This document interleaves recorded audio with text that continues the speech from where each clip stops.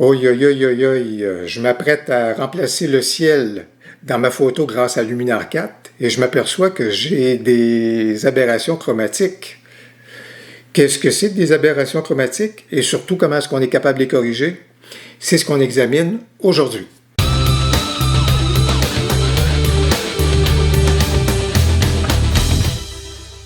Bonjour, mon nom est Louis Lavoie, je suis l'auteur du blog fairedelabellephoto.com, un blog qui s'applique, tout comme cette chaîne-ci, à partager avec vous des trucs, des conseils, des astuces, de même que des découvertes, afin que vous puissiez progresser dans votre cheminement photo. Et si vous aimez des vidéos comme celle-ci, n'hésitez pas donc à cliquer sur j'aime, à vous abonner à ma chaîne YouTube et surtout, n'hésitez pas à commenter. Heureusement, les aberrations chromatiques, ça ne survient pas toujours à l'intérieur de nos photos. Ça survient surtout lorsqu'on a, à ce moment-là, des zones sombres avec un arrière-plan qui pourrait être très lumineux. C'est dans des zones de très haut contraste, si vous voulez. Alors, les situations qu'on retrouve habituellement, ça peut être des hauts de bâtiments avec un ciel délavé, ou encore, des fois, souvent, dans la photo paysage, la cime des arbres, une cime donc qui est à ce moment-là très sombre, et un ciel à ce moment-là qui est délavé à l'arrière, très, très, très lumineux.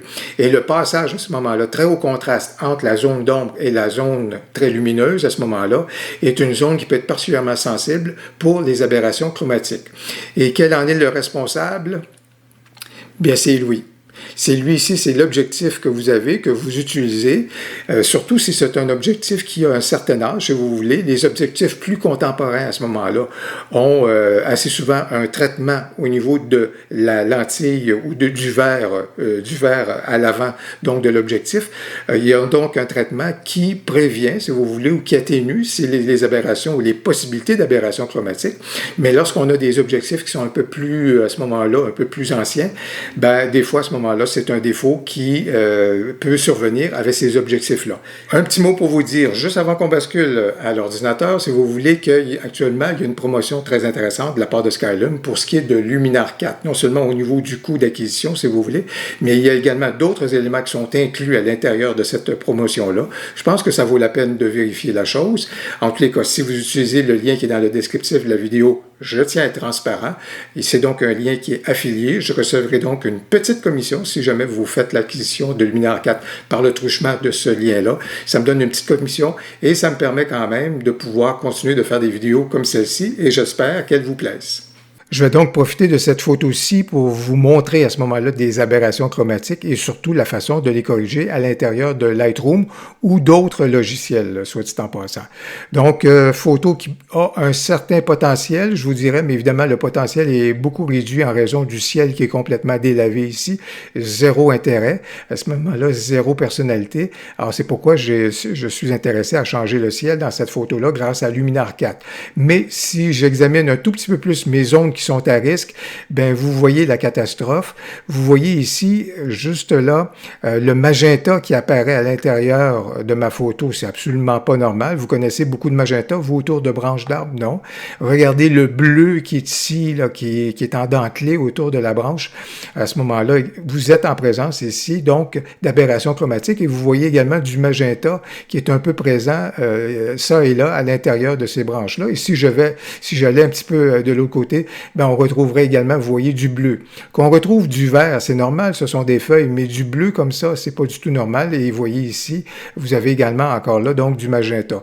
Bref, on a donc des aberrations chromatiques, il faut donc les corriger. Vous êtes en train de vous dire peut-être, est-ce que ça survient seulement dans des scènes de paysage avec des arbres et à ce moment-là avec des ciels délavés?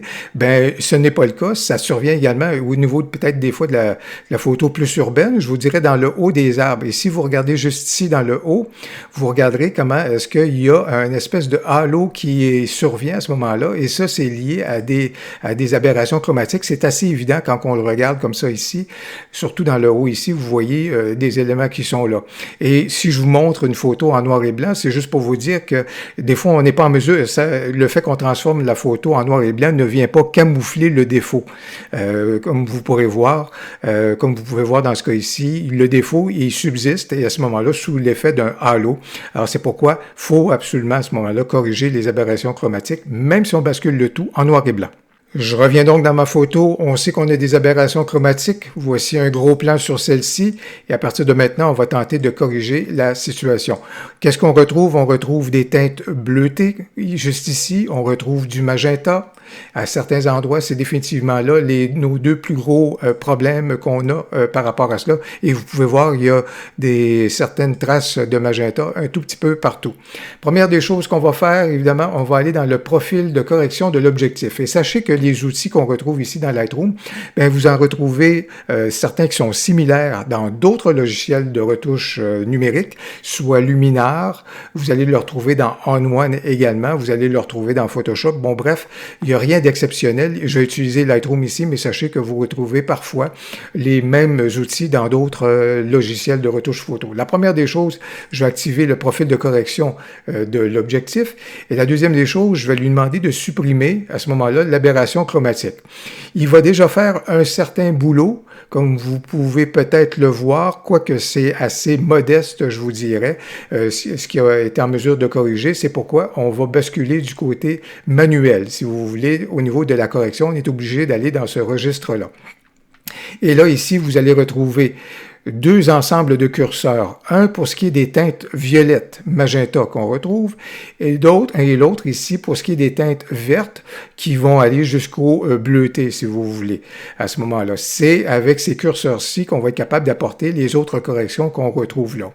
Donc, dans un premier temps, moi, je vais profiter de la pipette juste ici dans Lightroom pour lui dire, je veux corriger ce bleu-là ici. Mais déjà, lui, il repère davantage. Comme vous pouvez voir, la pipette, elle est pas mal plus au niveau magenta. Actuellement, il y a comme un magenta qui recouvre le bleu. Donc, je fais juste cliquer là-dessus et il a apporté déjà, si vous voulez, une correction au niveau du magenta.